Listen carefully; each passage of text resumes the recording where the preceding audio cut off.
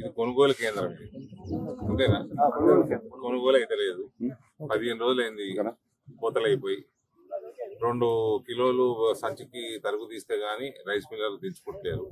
అంటే 5% తరుగు తీసుడు. 15 రోజులు అయితే రోజు వర్షం పడుతుంది. రైతు గోస ఏమన్నదంటే పొద్దునంతా ఆరేసుకుంటున్నాడు, సాయంత్రం 4-5 కాగానే మళ్ళీ మొగులైతున్నది, వర్షం పడుతున్నది, మళ్ళా కుప్పేస్తున్నాడు, మళ్ళా పొద్దున్న లేస్తే మళ్ళీ ఆరేయాల, మళ్ళా సాయంత్రం అదే పని. ఇది పొలము పండించేదానికంటే ఎక్కువ కష్టం కోతలైనాక అవుతున్నది. మీరు అందరికి గుర్తుంటే నూతన వ్యవసాయ విధానంలో చట్టాలల్లో ఇట్లా కొనుగోలు ఎప్పుడు చేస్తారంటే ఇట్లా కోతలు అవుతుంటే కొనుగోలు అయిపోతా ఉండాలి. అటువంటి విధానాలు తీసుకొస్తే నరేంద్ర మోడీ ఈ దరిద్ర కొట్టు కాంగ్రెస్ వాళ్ళు రాజకీయాలు చేసి పనికిమాల రాజకీయాలు చేసి రాస్తారోకోలు చేసుకుంటా ఒక మంచి వ్యవసాయాన్ని బాగుపడనీయకుండా రైతులను బాగుపడనీయకుండా చేసింది. రైతుల ఉసురు పోసుకుంటుంది కాంగ్రెస్ పార్టీ. ఇప్పుడు వాళ్ళు ఇచ్చే 500 ఇస్తలేరు, ఆ 2 లక్షలు ఇది రుణమాఫీ చేస్తలేరు, రైతు బంధు పెంచుతలేరు. అది కాకుండా మళ్ళీ తరుగు తగ్గిస్తలేరు. ఆ కేసీఆర్ ఉన్నప్పుడు ఎట్లున్నదో గదే పరిస్థితి ఉన్నది. ఇవాళ సంచులు లేవంటారు, సుతిలు లేవంటారు. ఇవాళ కొనుగోలు అయితే లేదు, ధాన్యం తడిసిపోతున్నది. తడిసిన ధాన్యం కొనడు. జనవరి ఫిబ్రవరిలో కూడా అకాల వర్షాలు పడితే ఇవాళ వరకు రూపాయి ఇవ్వలేదు. మీరే చూస్తున్నారు ఎట్లా ఎట్లా వేసిన టార్పాలిన్లు కూడా ఎగిరిపోతున్నాయి.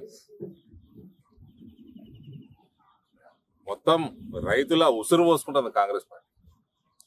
ఎవరన్నా మంచి పని చేస్తా అంటే నరేంద్ర మోడీ వేసుంటే ఆయన మంచి పని చేస్తా అంటే అది కూడా చేయనియరు. నేను అందరికి చెప్తా ఉన్నా మీడియా, ఒక్కసారి భారతీయ జనతా పార్టీ ప్రభుత్వం రానియండి తెలంగాణలో, ఒక్కటే టర్మ్ ఈ గోస మొత్తం చుట్టి ఉంటది. ఒక్క రైతుకు కూడా ఇటువంటి గోస కానియకుండా ఉంటుంది. ఒక్క టర్మ్ చాలు మాకు. మొత్తం కమిషన్లు 1000 కోట్ల కొనుగోలు చేస్తా ఉన్నది FCI. కేంద్రం ప్రతి దానా కేంద్రం కొనుగోలు చేస్తుంది. ఈ కొనుగోలు కొని FCIకి అప్పచెప్పినందుకు ప్రతి దానాకి కమిషన్ ఇస్తున్నది. ఆ కమిషన్ పైసలు ఈ కాంగ్రెస్ గాని ఆ కేసీఆర్ గాని కరప్షన్ చేసి మింగుడు తప్ప కొనుగోలు కేంద్రాలు డెవలప్ చేద్దాము, సౌలతులు మార్కెట్ యార్డ్లను డెవలప్ చేద్దాము అన్న చిత్తశుద్ధి లేదు. అవినీతి మీద ఉన్న ధ్యాస రైతు మీద లేదు ఈ పార్టీలకి. ఒక్కసారి బీజేపీ తెలంగాణలో వస్తే ఈ మొత్తం గోస నుంచి విముక్తి వస్తుంది రైతులకి. రేవంత్ రెడ్డి ఈరోజు మీరు డైవర్ట్ చేయకుండా ఇదే న్యూస్ పెట్టండి. Thank you. ఈరోజు సీఎం గారు ఏదైతే నిజామాబాద్ జిల్లా పర్యటనకు వచ్చారో ఆ పర్యటనలో ఎందుకు వచ్చింది ఆయన నామినేషన్ దాఖలు నాకు ఎవరో చెప్పిండ్రు, అరవింద్ ఇట్లా అరవింద్ రైతులతోటి నామినేషన్ వేస్తే జీవన్ రెడ్డి గారు తుర్కులతో నామినేషన్ వేసినాడు.